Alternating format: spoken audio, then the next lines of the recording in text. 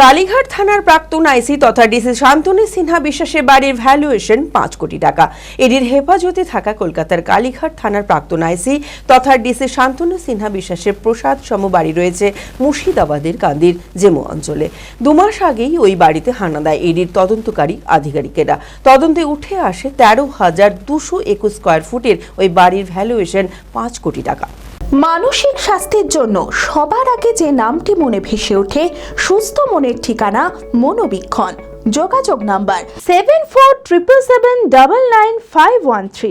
ইডির হেফাজতে থাকা কলকাতার কালীঘাট থানার প্রাক্তন আইসি তথা ডিসি শান্তনু সিনহা বিশ্বাসের প্রাসাদ সম বাড়ি রয়েছে মুর্শিদাবাদের কাঁদির জেমু অঞ্চলে।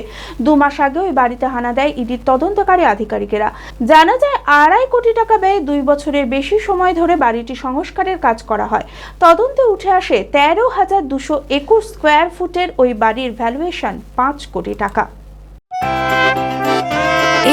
খোলা আকাশ অনেক তারার মাঝে রামধনু রঙে যেখানে সবাই সাজে নামি হোক কিংবা দামি পেয়ে যাবে সব রকমই, ছোট হোক কিংবা বড় কেনাকাটা হোক আরো আরো নতুন ফ্যাশনে নতুন ট্রেডিশন লিভাস ফ্যামিলি স্টোর।